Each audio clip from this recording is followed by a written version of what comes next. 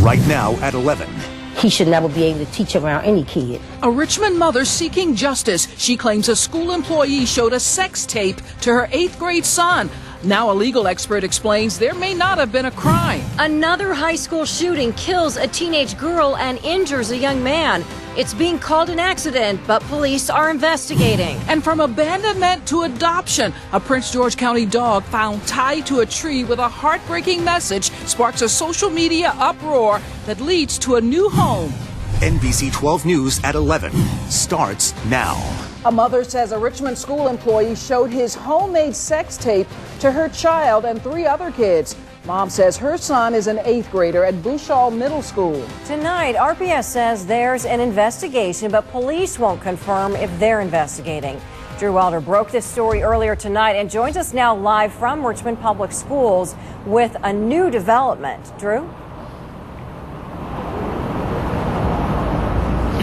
Yeah, Heather, this mother tells me that as our story was airing earlier tonight, Child Protective Services came to her home to ask her and her son about everything that happened.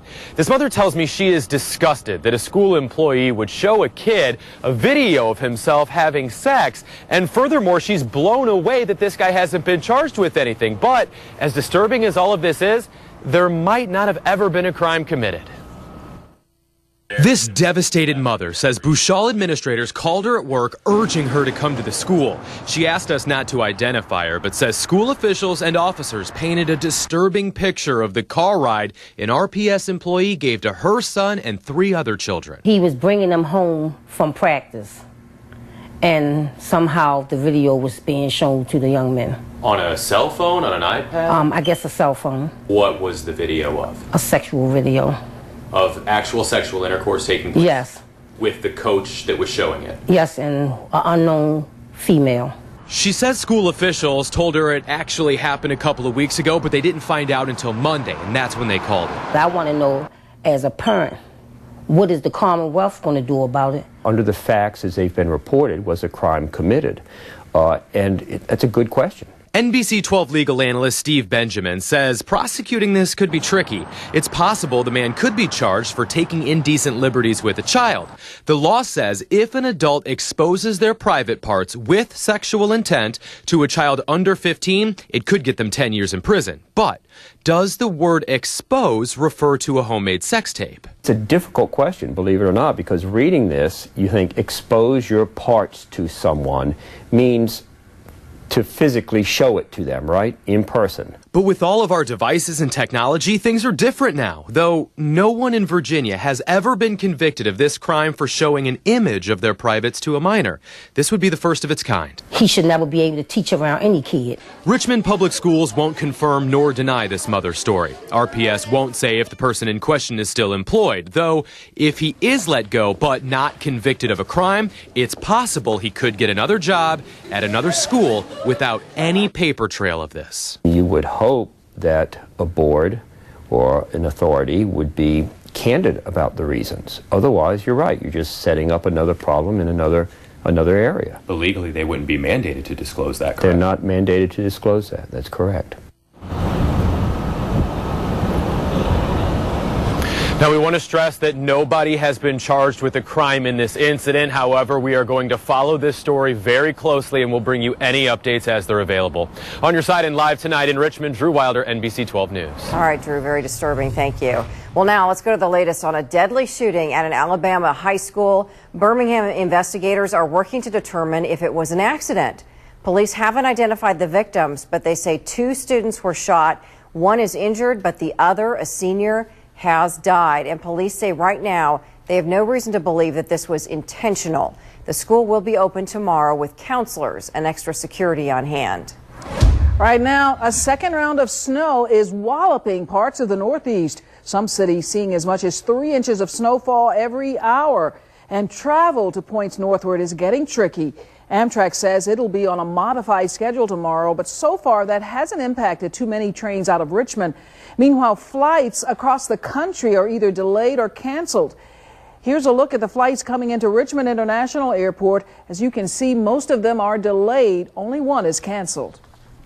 Now let's take a live look outside where the viewing area is seeing a drop in temperatures, and that's expected to continue overnight.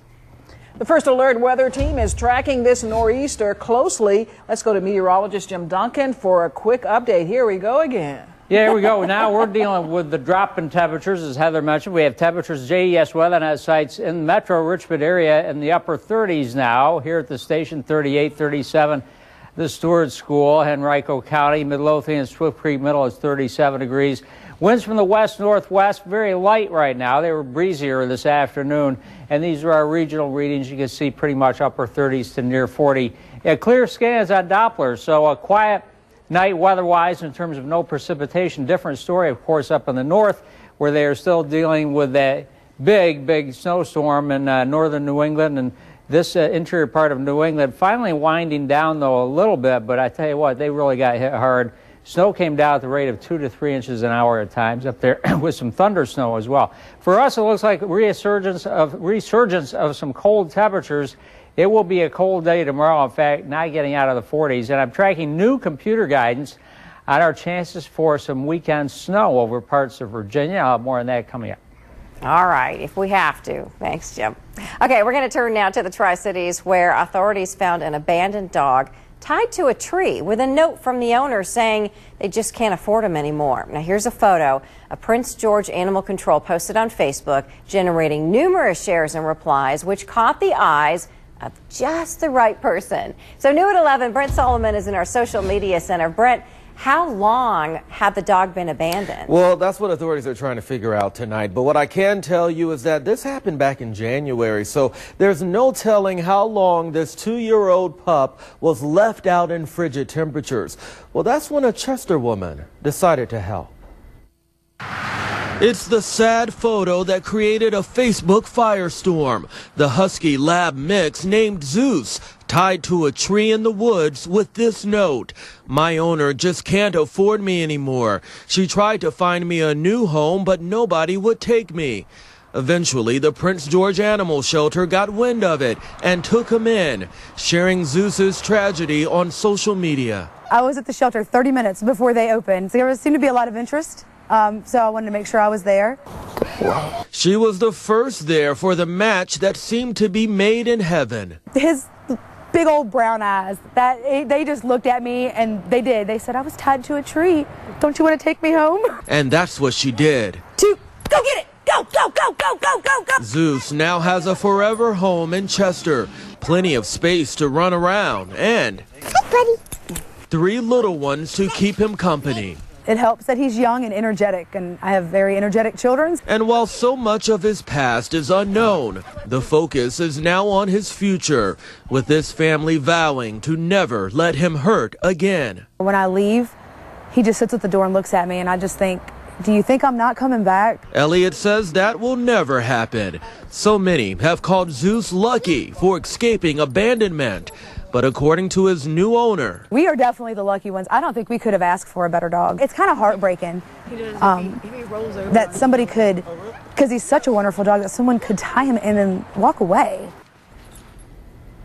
All right, I spoke with leaders at Prince George Animal Control. They say if you're having problems with your pet, don't dump it in the woods. Take it to a shelter. They can either connect you with resources to help you take care of your pet or help you put it up for adoption. In this case, though, tragedy averted. On your side, Brent Solomon, NBC 12. Yeah, Zeus. It really was. Yes. What a great match. Zeus where he's meant to be. Yeah. All right, get out your Powerball tickets. Yeah, we've got a $348 million jackpot on the line. So here are the winning numbers: 6, 13, 19, 36, 51, and the Powerball is 18. Once again, the numbers are 6, 13, 19, 36, 51, and the Powerball is 18. Good luck. All right, tomorrow in Henrico, the county is reaching out to hear more on what you want in a new school superintendent. There will be a public input session after the school board's work session at the New Bridge Learning Center on 9 Mile Road. The meeting gets underway at 6 p.m., and the board hopes to announce a new superintendent sometime in May. Right now, Albemarle County Police need your help finding this teenage girl. 15-year-old Haley Roach has been missing since last Thursday, when her family saw her in the 7,000 block of Secretary Sands Road. They say she needs medication and may not have it with her. Roach is 5'6" and about 115 pounds with hazel eyes and brown hair. If you see her, contact Albemarle Police at 434-296-5807. I hope they find her soon. Well, now in Chesterfield, a man is fighting for his life after he was hit on I-95 last night. We still don't know his identity, but police say he pulled over to help someone who had crashed on 95 southbound. Virginia State Police say the man was standing behind his car when another car hit him. He was rushed to the hospital with life-threatening injuries. We spoke to AAA, and they say this situation can serve as a reminder of how you can stay safe while also doing the right thing. We all want to help people when they're in danger, but we have to think about how to best do that, even before you stop your car. And think about where you want to position your car. Can it be used to bring attention to the area with flashers and lights and flares? Can it be used as a protective barrier? Well, Meade says that it's also important as a driver approaching a crash to leave room. Of course, we all know it's the law to move over for emergency vehicles. Right now, we're still waiting to learn the condition of the man who was hit. New information tonight on a December homicide case in Richmond. Police are now upgrading charges against a man arrested in this case. 41-year-old Rodriguez Martinez Mendoza is now charged with second-degree murder in the death of 35-year-old G. Gomez Flores out of Petersburg. Flores was found unconscious outside a vehicle near the Powhite Parkway toll booth back in December. He later died in the hospital. A second person faces malicious wounding charges in this case. And tonight, Richmond police confirm a Chesterfield man who was suspected in another murder case was found dead in a wooded area yesterday morning. The body of 42-year-old John Alston was discovered as crews were clearing brush off Lumpkin Avenue. Detectives say he and 4 other people are suspects in the murder of Gary Harrison Jr., who died in January. Meanwhile, 26-year-old Harry Braxton III is charged with conspiracy to commit murder in Alston's death. More charges are pending. Happening tomorrow, you may run into a lot of emergency responders if you're driving near the Science Museum in the morning. And that's because GRTC's Pulse service will hold an emergency response drill on Broad Street at 9 a.m. Officers from Richmond, Henrico, and VCU, along with Richmond's fire crews and other emergency officials, will be participating in the drill. So if you do have to drive through the area, just be careful and follow the traffic signs. A mom calls 12 on Your Side about rats she says are overtaking her home. The On Your Side investigators get involved. What they uncovered coming up. Stealing turtles from a pet store? How this man managed to walk about with 5 tortoises. That's after the break. First Alert updated forecast on our chance we might see a little snow later this weekend. All the details coming up next. New at 11, a Richmond mother calls 12 on Your Side. She says her home is being taken over by rats, putting her 6 children's health at risk. Zakiah Dixon says her landlord isn't doing enough. So tonight, AJ Nwoko is working to get to the bottom of it. Fear and sleepless nights. I don't even feel like I'm at home. Like, I feel like I'm living with somebody else, and they're not even people. That's what Zakiah Dixon says it's like in the home she's rented since 2017. I just don't even want to be here, because they're running me out. And all because of rats. Take a look at this video Dixon says she shot just last month. She shared it with us and says the problem's so bad she's seeing them in broad daylight. Oh, yeah. It's a family. It's a family. I don't know exactly how many, but I know it's more than 2. Maybe 3 or 4. Dixon says she spent hundreds of dollars trying to solve the issue herself. I bought the stickies, and then I bought the little wooden ones that could break their neck. Those wasn't working. Eventually, she reached out to her landlord. Dixon showed me the work he did. Everything from boarding up and sealing holes in the walls and even supplying her with 2 special rat traps. But she says her rodent problems haven't changed. It's been about 2 months now, maybe. I'm still working with the same 2 boxes, and they're not doing anything. I got in touch with her landlord, who did not want to be named on camera. He provided us with the receipt of services from the RRHA inspection and told us in a statement that an exterminator has been to the property routinely to eliminate the issue. He also instructed her to keep a cleaner kitchen. All things Dixon says she's been doing. Besides trying to keep the house as clean as possible, I take the garbage out every night. There should be no garbage left in the house. I am to the point where I don't even want to sleep here. Because at night, you hear them, you hear them, you hear them, you hear them. It's like a constant. Now, as Dixon works to take back her home, she fears for her children's safety. I just want out of this whole situation, and if I can't get out of this situation, he needs to fix what's going on in here so that it can be safe for me and my kids, because that's my main concern. On your side, AJ Nwoko, NBC 12 News. Dixon says the issue, has gotten so bad, the rodents even chewed through her 2-year-old's blankets.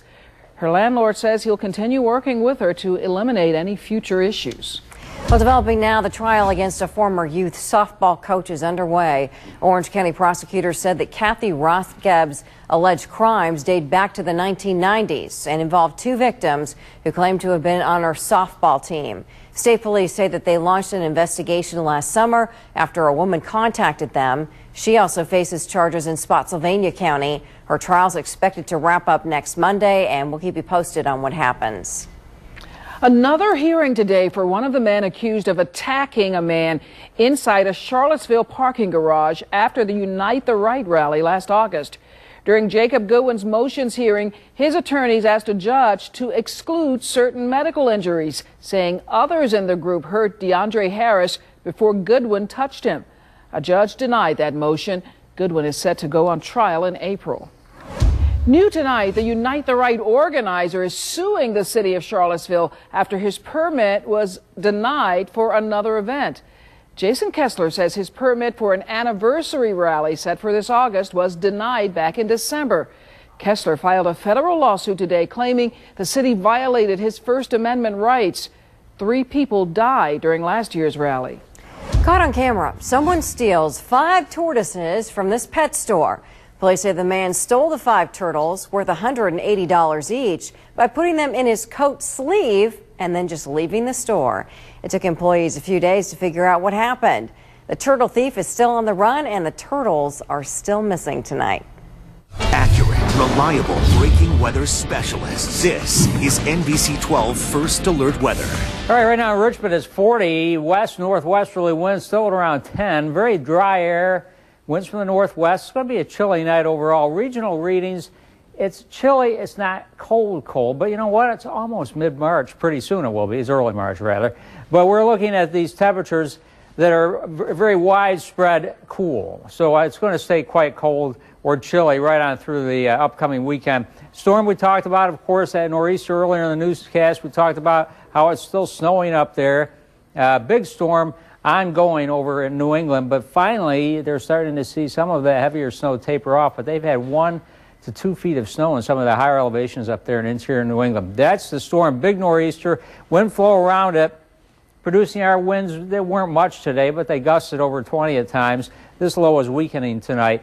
So that system kind of drifts to the north. It's not going to move a whole lot the next couple of days, but it will lose a lot of its precipitation intensity in that part of the country. Next system we'll watch will come out of the plain states for the weekend, kind of forming down here, more from the south, that one. So that's why that one holds a pretty good promise to bring us some rain. In fact, new computer guidance just in, I'll show you in about a minute, shows we have a good bet for the rain Sunday, maybe even some snow. Let's start with the commuter forecast in the morning, cold.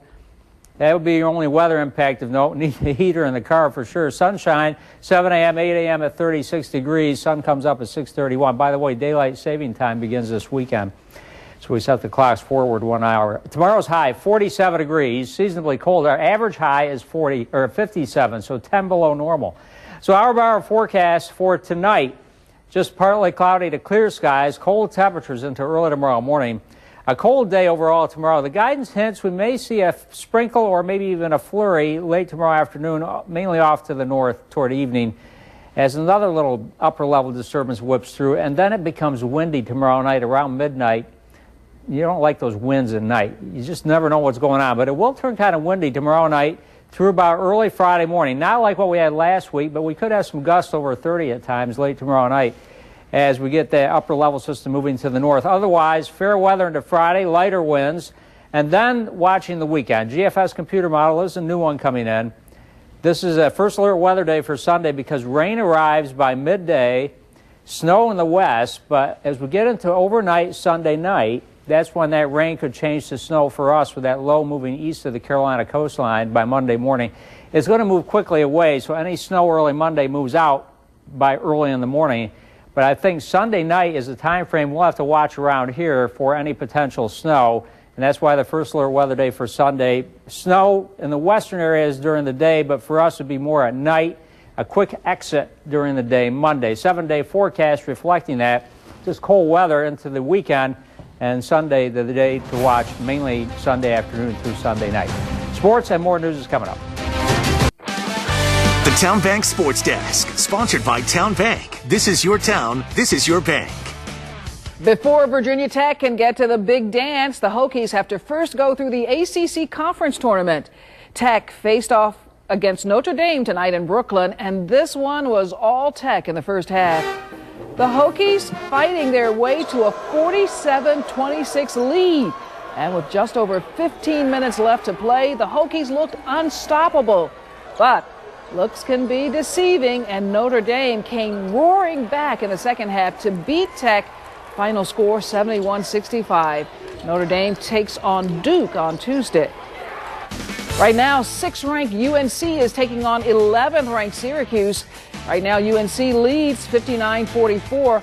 And earlier today, Louisville held on to knock out Florida State 82-74.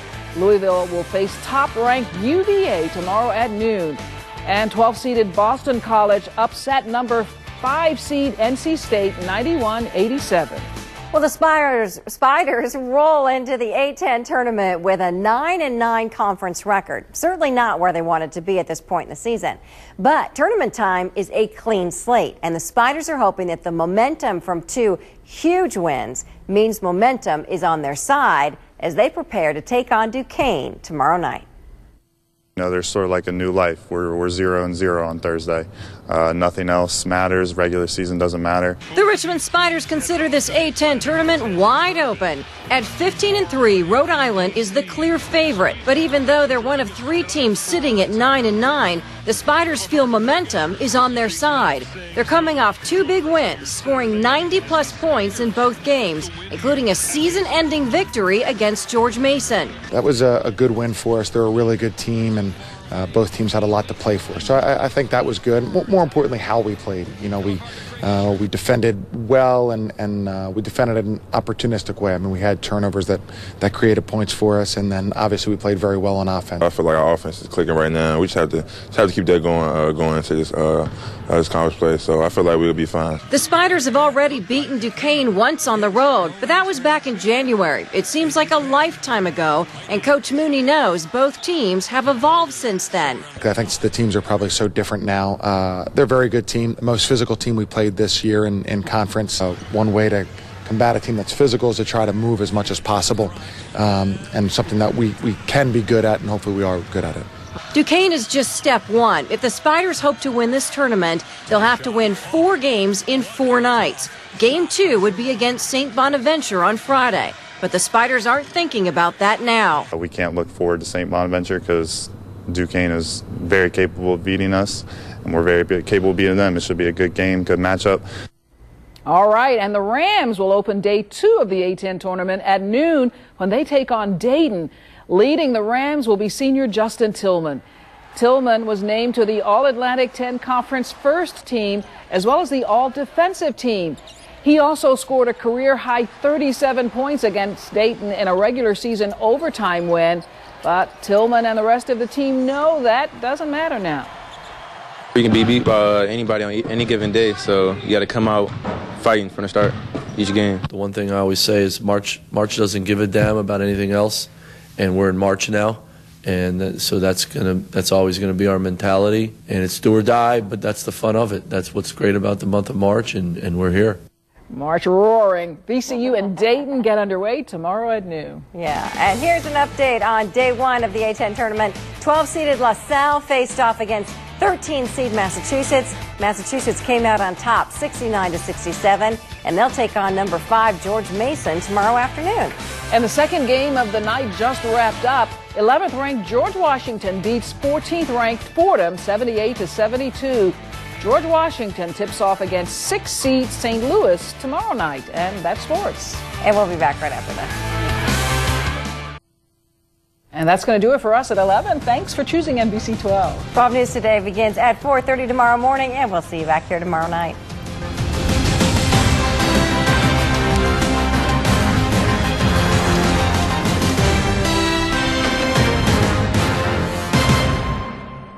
Closed